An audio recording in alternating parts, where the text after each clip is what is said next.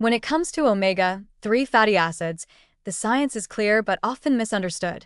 These aren't just trendy oils for drizzling over your kale salad.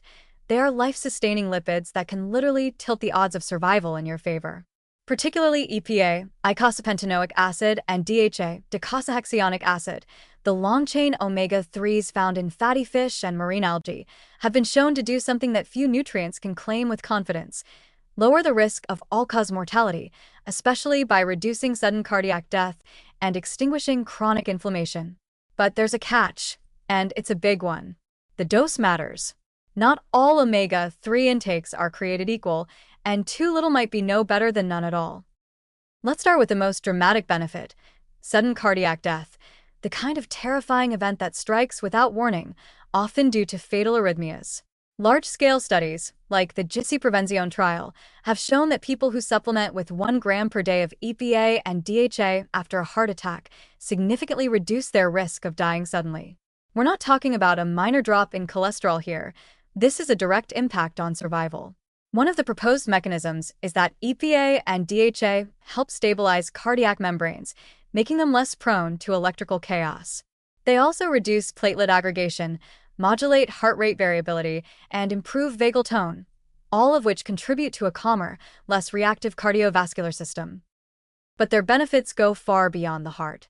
EPA and DHA are master regulators of inflammation, working deep within cell membranes to modulate the production of eicosanoids, resolvins, and protectins, molecules that shift the immune system from a pro-inflammatory, pro-damage mode into a resolution, healing phase. This is critical in an era where low-grade chronic inflammation, the silent kind that brews beneath the surface, is implicated in virtually every degenerative disease from type 2 diabetes to Alzheimer's to cancer. Omega-3s help turn down the volume on that inflammatory hum, lowering levels of key biomarkers like CRP, C-reactive protein, and IL-6, both of which are associated with higher all-cause mortality when chronically elevated. Yet despite these benefits, most people, especially in Western countries, are walking around in a state of quiet omega-3 deficiency. The average omega-3 index, which measures EPA and DHA levels in red blood cell membranes, is often well below the recommended 8 to 12% target range. Many hover around 3 to 4%, which is linked to a significantly higher risk of cardiovascular events and early death. The issue isn't that omega-3s don't work. It's that people aren't getting enough of them to reach therapeutic levels. Enter the phrase of the day: dose matters. So, what's the right dose? For general cardiovascular support, at least 500 to 1,000 milligrams of combined EPA and DHA per day from fish oil or algae oil is a strong starting point. For individuals with existing heart disease or systemic inflammation, 1,500 to 3,000 milligrams daily is often used in clinical settings, and doses as high as 4 grams per day have been employed safely under medical supervision, especially in triglyceride-lowering protocols.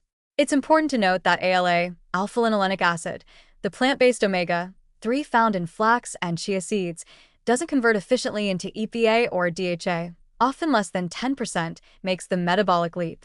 So relying on chia pudding alone is unlikely to get you across the mortality threshold. And it's not just about popping a pill, food matters too. Fatty fish like salmon, sardines, mackerel, and anchovies deliver omega-3s in their natural triglyceride form, often with cofactors like selenium and vitamin D that enhance absorption and synergy. For those following a plant-based diet, algae-based DHA/EPA supplements are the best option, delivering bioavailable long-chain omega-3s without the fishy ethics. One additional point worth highlighting: omega-3s don't work in isolation. Their effectiveness is influenced by the omega-6 to omega-3 ratio in your diet. A typical Western diet skews this ratio to 15 to 1 or even 20 to 1, favoring omega-6 from vegetable oils, which promote inflammation when consumed in excess. Reducing seed oil intake while increasing EPA/DHA helps correct this balance, allowing omega-3s to do their job more effectively at the cellular level. The bottom line? Omega-3s aren't just heart-healthy. They are survival nutrients, critical for maintaining homeostasis in the face of cardiovascular stress, systemic inflammation, and age-related decline. The benefits are not subtle. We're talking about measurable reductions in risk for the very events that most often kill people in the industrialized world. But you won't get there with a few walnuts and a salmon dinner once a month. To see real change on lab tests in your vascular tone and in your risk profile, you need consistent, adequate intake. In the end, the message is simple but often missed. More matters, up to a point, and less may mean missing out entirely. For a nutrient so deeply woven into the structure of every cell membrane and so intricately involved in inflammation resolution and heart rhythm stability, omega-3s may be one of the few interventions that truly earns the label of essential for life.